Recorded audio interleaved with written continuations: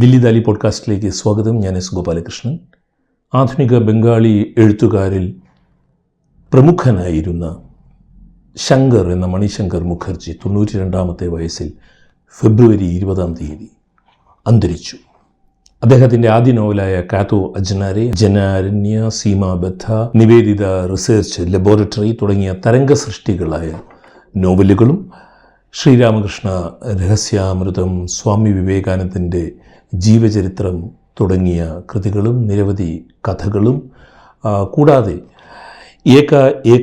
ഏകാക്ഷി എന്ന പേരിൽ അദ്ദേഹം എഴുതിയ അതിപ്രശസ്തമായ ആത്മകഥയും നമ്മുടെ മനസ്സിൽ വരുന്നുണ്ട് ഈ മരണത്തിൻ്റെ ദുഃഖവാർത്ത നമ്മുടെ മുന്നിലൂടെ കടന്നു പോകുമ്പോൾ.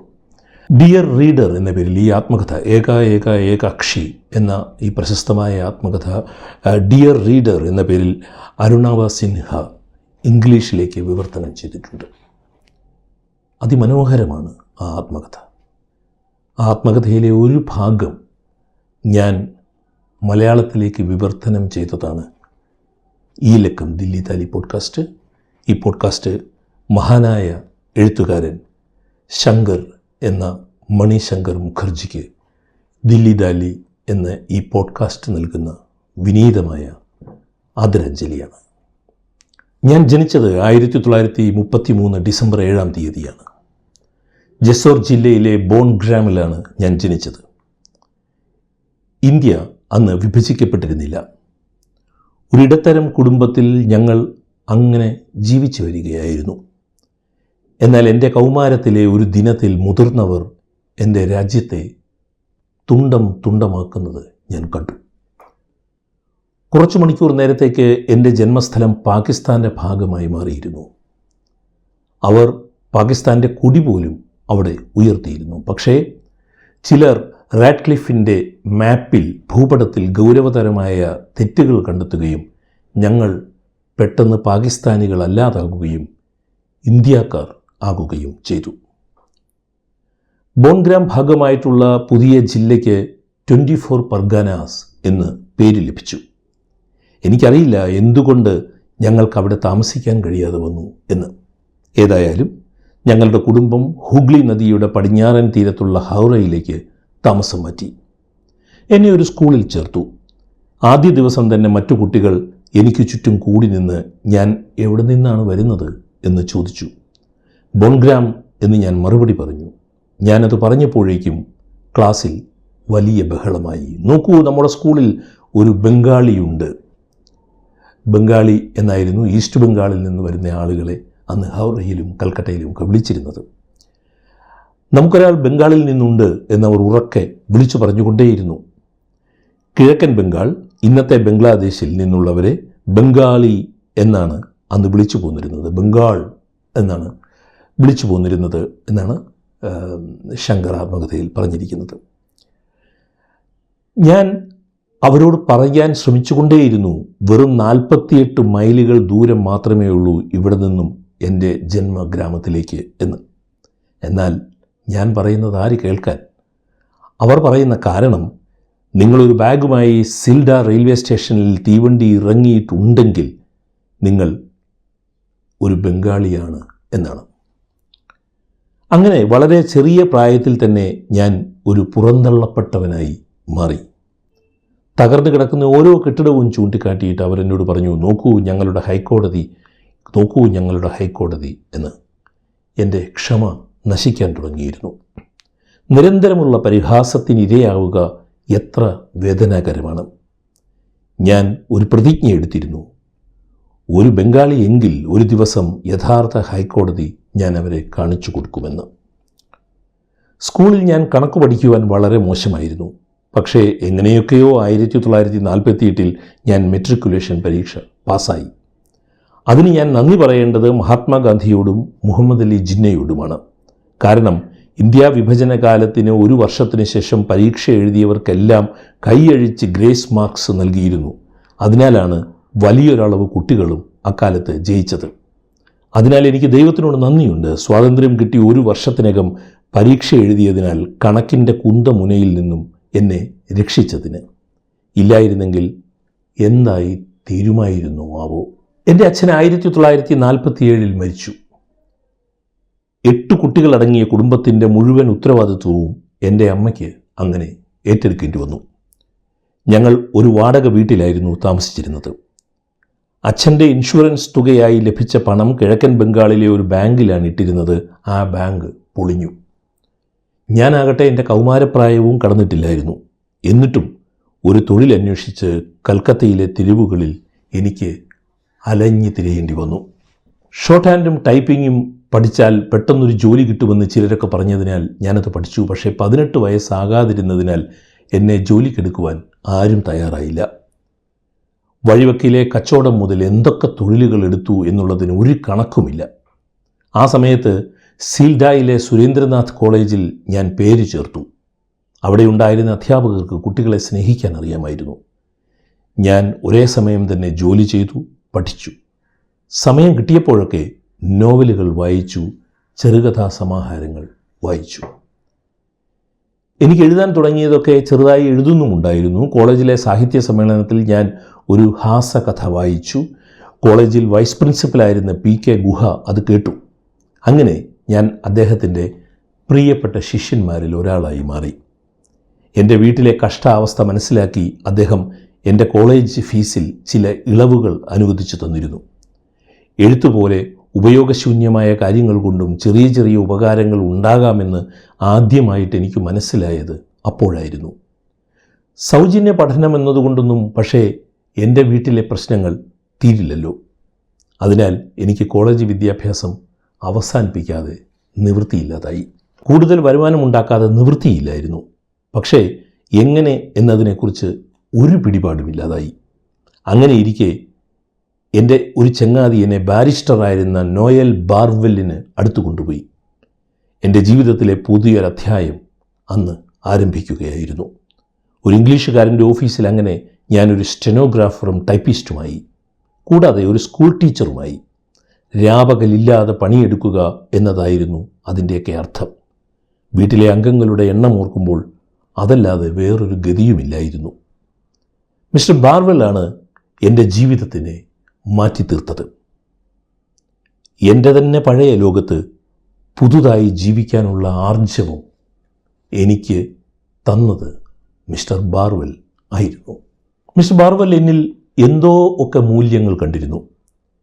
ഞാനൊരു പ്രതിഭയാണെന്നും എന്നാൽ ജീവിതമെന്ന മത്സരത്തിൽ ഒരുപാട് ഓടിയാലേ വിജയിക്കൂ എന്നും അദ്ദേഹം എന്നോട് പറയാറുണ്ടായിരുന്നു. എന്നാൽ അനിതര സാധാരണമായ എന്തോ ഒരു കഴിവ് എന്നിലുണ്ട് എന്ന് അദ്ദേഹം എപ്പോഴും എന്നോട് പറഞ്ഞുകൊണ്ടിരുന്നു.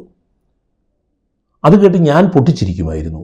അസാധാരണനായ ഒരാൾക്ക് എങ്ങനെ ഒരു ദിവസത്തെ 2 നേരത്തെ ഭക്ഷണം കിട്ടുവാൻ വേണ്ടി ഇത്ര പ്രയാസപ്പെടേണ്ടി വരുന്നു എന്ന് ഞാൻ സ്വയം ആലോചിച്ചു.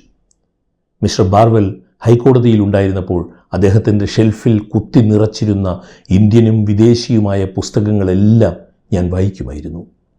മണിക്കൂറുകളോളം ഞാൻ അവിടെ വായിച്ചിരിക്കുമായിരുന്നു. സമയബോധം തന്നെ എനിക്ക് അപ്പോൾ നഷ്ടപ്പെട്ടിരുന്നു. എൻ്റെ തൊഴിലുടമയ്ക്ക് എന്നോടുള്ള വാത്സല്യവും അദ്ദേഹത്തിൻ്റെ പുസ്തകങ്ങളും വ്യത്യസ്തമായ ഒരു ലോകം എൻ്റെ മുന്നിൽ തുറന്നു. എന്നാൽ ഒരു ദിവസം ഒരു കേസ് വാദിക്കാനായി മിസ്റ്റർ ബാർവെൽ മദ്രാശിക്ക് പോയി തിരിച്ചു വന്നില്ല. അദ്ദേഹം മദ്രാശിയിൽ വെച്ച് മരിച്ചു. ഒരിക്കൽ കൂടി ജീവിതത്തിൽ എൻ്റെ അച്ഛൻ മരിച്ചു പോയതുപോലെയായി എനിക്ക്. എല്ലാം നഷ്ടമായതുപോലെ എനിക്ക് തോന്നി. കാലിനടിയിൽ നിന്നും മണ്ണൊലിച്ചു പോകുന്നത് പോലെ. ഇത്രയും സ്നേഹവും കരുതലും എൻ്റെ ജീവിതത്തിൽ തരാൻ ഇനി ആരാണ് എനിക്കുണ്ടാക്കുക? ജീവിതത്തെക്കുറിച്ച് അദ്ദേഹം പറഞ്ഞു തന്നതുപോലെ ഒരു ദർശനം നൽകാൻ ഇനി എനിക്ക് ആരാണുള്ളത്? മറ്റൊരു ജോലി ഞാൻ കണ്ടെത്തി ഉപജീവനത്തിനായി. എന്നാൽ ദിനം പ്രതി ഞാൻ അസ്വസ്ഥനാക്കുകയായിരുന്നു. ഞാൻ ഇത്രമാത്രം കടപ്പെട്ടിരിക്കുന്ന അദ്ദേഹത്തിന് വേണ്ടി, മിസ്റ്റർ ബാർവെല്ലിന് വേണ്ടി ഒന്നും ചെയ്യാൻ എന്നെക്കൊണ്ടാകുന്നില്ലല്ലോ. ജീവിച്ചിരിക്കുമ്പോഴോ എനിക്കൊന്നിനും കഴിഞ്ഞില്ല. എന്നാൽ അദ്ദേഹത്തോടുള്ള ബഹുമാന സൂചകമായി ഞാൻ എന്തെങ്കിലും ചെയ്തേ മതിയാകൂ എന്നെനിക്ക് തോന്നി. പക്ഷേ എന്ത് ചെയ്യാനാണ്? ഞാനിത് ചില സുഹൃത്തുക്കളോട് പറഞ്ഞു. അദ്ദേഹത്തിൻ്റെ ഒരു പ്രതിമ എനിക്കുണ്ടാക്കണം. സുഹൃത്ത് കളിയാക്കി, എത്ര രൂപ നീ സമ്പാദിച്ചിട്ടുണ്ട് ഇതുവരെ? ഒരു പ്രതിമയുണ്ടാക്കാൻ എൻ്റെ മൊത്തം സമ്പാദ്യം 57 രൂപയായിരുന്നു. അത് പറഞ്ഞപ്പോൾ സുഹൃത്തിന് ചിരി അടക്കാൻ കഴിഞ്ഞില്ല. പ്രതിമയെക്കുറിച്ച് അങ്ങ് മറന്നേക്ക്. ഈ കാശ് കൊണ്ട് ഒന്നും നിനക്ക് ചെയ്യാൻ കഴിയില്ല. കുറഞ്ഞത് 1 ലക്ഷം രൂപയെങ്കിലും വേണം. അപ്പോൾ ഞാൻ ആലോചിച്ചു, എണ്ണച്ചായത്തിൽ ഒരു ഛായാചിത്രമായാലോ? അന്വേഷിച്ചപ്പോൾ മനസ്സിലായി അതിനും വലിയ ചിലവ് വരുമെന്ന്. അപ്പോൾ എനിക്ക് മിസ്റ്റർ ബാർവെല്ലിന് വേണ്ടി ഒന്നും ചെയ്യാൻ കഴിയില്ല എന്നാണോ? വഴിവെക്കിൽ ചായ കുടിച്ചുകൊണ്ടിരിക്കുമ്പോൾ ഒരു പരിചയക്കാരനോട് ഞാൻ ചോദിച്ചു, കുറഞ്ഞ ചെലവിൽ ഒരാളെ എങ്ങനെ ആദരിക്കാൻ കഴിയും എന്ന്. കുറച്ചു നേരം ആലോചിച്ചതിന് ശേഷം അദ്ദേഹം പറഞ്ഞു, തനിക്കൊരു കാര്യം ചെയ്യാനാകും. കൽക്കത്തയിൽ പല റോഡുകൾക്കും പല ആളുകളുടെയും പേരുകൾ നൽകിയിട്ടുണ്ട്. അതിന് പ്രത്യേകിച്ച് ചെലവൊന്നും വരില്ല. ഒരു റോഡിന് മിസ്റ്റർ ബാർവെൽ എന്ന് പേരിടുക. ഞാൻ ആനന്ദത്താൽ അത്ഭുതപ്പെട്ടു. അതുവരെ ഞാൻ കരുതിയിരുന്നത് റോഡിന് പേരിട്ട് കഴിഞ്ഞാൽ വീട്ടുകാർ അതിനായി അധികൃതർക്ക് വലിയ തുക വാടക കൊടുക്കേണ്ടി വരുമെന്നാണ്. ഏതായാലും എൻ്റെ ആവശ്യവുമായി ഞാൻ കൗൺസിലറെ കാണാൻ പോയി. എന്നാൽ ഭാഗ്യം എന്നോടൊപ്പം ഉണ്ടായിരുന്നില്ല. മിസ്റ്റർ ബാർവെൽ എന്ന പേര് കേട്ട ഉടനെ തന്നെ കൗൺസിലർ ദേഷ്യം കൊണ്ട് പൊട്ടിത്തെറിച്ചു. സ്വാതന്ത്ര്യം കിട്ടി ഇത്ര നാൾ കഴിഞ്ഞില്ലേ, ഇനിയും റോഡിന് ഒരു ഇംഗ്ലീഷുകാരൻ്റെ പേര് നൽകണമെന്നോ? ഈ അടിമ മനോഭാവം മാറ്റാറായില്ലേ നിനക്ക്? എന്തു മറുപടി പറയണമെന്നറിയാതെ ഞാൻ അയാളുടെ മുഖത്തേക്ക് തന്നെ നോക്കി നിന്നു. അയാൾ ചോദിച്ചു, എന്തു പ്രത്യേകതയായിരുന്നു ആ ബ്രിട്ടീഷുകാരനുണ്ടായിരുന്നത്? ഞാൻ പറഞ്ഞു, സർ, എന്നെപ്പോലെ ശരാശരിയായ ഒരാളോട് അദ്ദേഹം നന്നായി പെരുമാറി. ഞാൻ അസാധാരണ പ്രതിഭയുള്ള ഒരാളാണെന്ന് അദ്ദേഹം എന്നോട് പറഞ്ഞുകൊണ്ടേയിരുന്നു. ജീവിതത്തിൽ ഞാൻ എന്തൊക്കെയോ ആയിത്തീരുമെന്നും അദ്ദേഹം പറഞ്ഞുകൊണ്ടേയിരുന്നു. എനിക്ക് അദ്ദേഹം ദേവതുല്യനാണ്. ഞാൻ പറഞ്ഞതിൽ നിന്നും കൗൺസിലർ എന്താണ് മനസ്സിലാക്കിയതെന്ന് എനിക്കറിയില്ല. ഏതായാലും അയാൾ എന്നെ അക്ഷരാർത്ഥത്തിൽ തന്നെ അവിടെ നിന്നും അടിച്ചു പുറത്താക്കി. വഴിയിലിറങ്ങിയ ഞാൻ എന്നോട് തന്നെ ചോദിച്ചു, മിസ്റ്റർ ബാർവെല്ലിനു വേണ്ടി നിനക്ക് ഒന്നും ചെയ്യാൻ കഴിയില്ലെന്നോ? അദ്ദേഹത്തെക്കുറിച്ചുള്ള എൻ്റെ എല്ലാ ഓർമ്മകളും പതുക്കെ പതുക്കെ അങ്ങ് മാഞ്ഞു പോകും. ആ ഓർമ്മകളെ എങ്ങനെ നിലനിർത്താൻ കഴിയും? പെട്ടെന്ന് തോന്നി, എന്തുകൊണ്ട് അദ്ദേഹത്തെക്കുറിച്ച് എഴുതിക്കൂടാ? ഞാൻ എഴുതുന്നതായി തീരട്ടെ ആ കൃതജ്ഞത.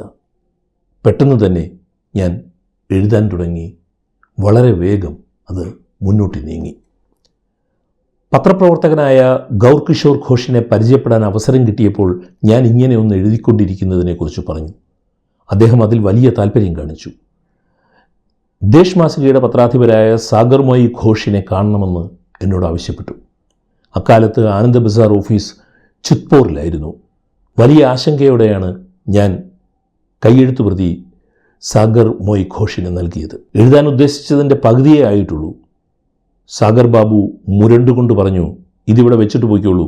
3 മാസത്തേക്ക് എന്നെ ഫോൺ ചെയ്ത് ചോദിക്കുകയോ ഇവിടെ വന്ന് ചോദിക്കുകയോ ചെയ്യരുത്, വായിച്ചോ എന്ന്.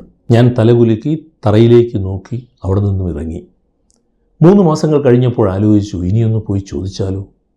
അങ്ങനെ ഞാൻ ദേശിൻ്റെ ഓഫീസിലെത്തി. അവിടെ ഉണ്ടായിരുന്നവർ എല്ലാവരും ഉറക്കെ പറഞ്ഞു തുടങ്ങി, ഇതാ കാണാതായ ആൾ തിരിച്ചെത്തിയിരിക്കുന്നു, കാണാതായ ആൾ തിരിച്ചെത്തിയിരിക്കുന്നു. സാഗർദ കുറേ ദിവസങ്ങളായി നിങ്ങളെക്കുറിച്ച് അന്വേഷിക്കുന്നുണ്ടായിരുന്നു എന്ന്. എന്നെ അന്വേഷിക്കുന്നുവെന്നോ? ഞാൻ അത്ഭുതപ്പെട്ടു. അദ്ദേഹത്തിൻ്റെ ക്യാബിനിൽ പതുക്കെ ഞാൻ പ്രവേശിച്ചു.